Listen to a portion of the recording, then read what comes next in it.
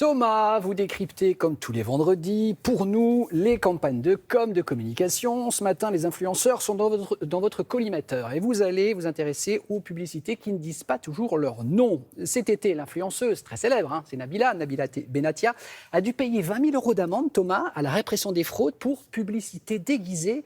Du coup, vous, le spécialiste de la com, vous avez voulu en savoir plus sur ce qu'on appelle les partenariats cachés. Exactement. Et alors, il y a une autorité pour réguler ça, l'autorité de régulation professionnelle de la publicité, qui a sorti une étude la semaine dernière, parce qu'ils se sont dit, bon, il serait peut-être temps d'enquêter. Et dans cette étude, il y a un quart des influenceurs qui ont fait des partenariats sans le dire, qui ont fait des opérations de sponsoring sans le dire. C'est énorme. Alors, sur un échantillon très, très énorme. Et c'est sous quelle forme, par exemple? C'est « Oh, ce savon, il est super.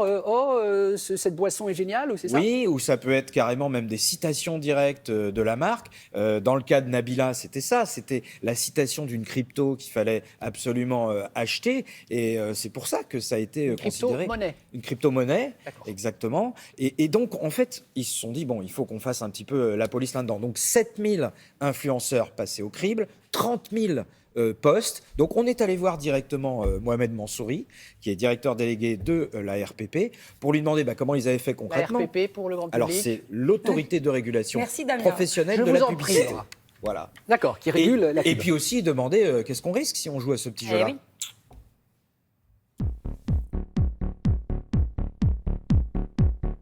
Mohamed Mansouri, bonjour. Bonjour Thomas. Pourquoi est-ce que l'autorité de régulation professionnelle de la publicité s'est intéressée aux influenceurs qui font de la pub sans le dire?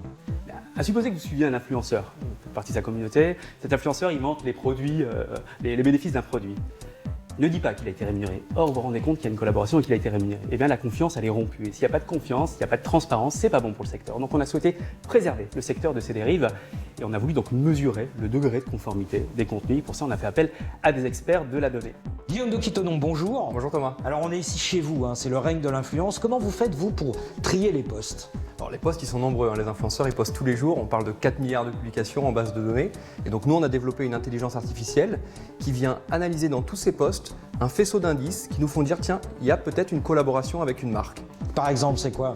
Ces indices, ça peut être la présence de la marque très répétée dans les contenus, dans les posts. Ça peut être la présence de mots comme jeu concours, comme des codes promo, comme le merci à et puis le nom de la marque. Donc tout ça, ça nous fait dire que tiens, il y a peut-être une marque derrière ce contenu.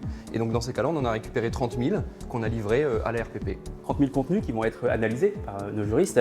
Et cas typique, on va prendre un influenceur lambda qui, lui, va vanter les mérites d'un service ou d'un produit, mais ne dit pas que c'est sponsorisé.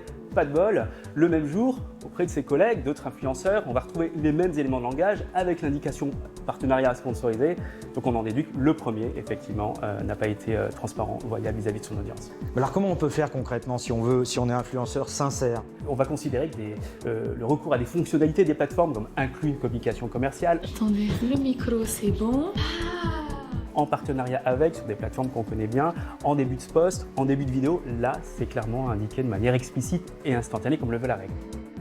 Donc je suis trop contente, cette vidéo est évidemment du coup en collaboration avec eux, ils m'ont envoyé plein de vêtements, c'est les soldes, je vais vous montrer ce que j'ai reçu. Alors dites-moi, qu'est-ce qu'on risque? La sanction, c'est jusqu'à 2 ans d'emprisonnement et 300 000 € d'amende. Alors la réponse de la profession, c'est de mettre en œuvre un certificat, le certificat de l'influence responsable, d'abord pour former les influenceurs au cadre légal, au cadre éthique, mais aussi de leur permettre de se différencier auprès de leurs audiences, de les protéger et aussi auprès des marques, en passant pour un acteur professionnel responsable. J'espère que cette vidéo vous a plu et je vous fais plein de gros bisous, bye. Donc, vous avez bien entendu, 2 ans d'emprisonnement, 300 000 € d'amende. Donc, vous devez mettre le petit hashtag partenariat, le petit hashtag sponsoring. Voilà, mettre vos deux doigts, on le fait comme ça. En haut, très lisible. Sinon, attention. Merci Thomas, 7h55, on marque une petite pause et on revient pour le journal et la météo. À tout de suite.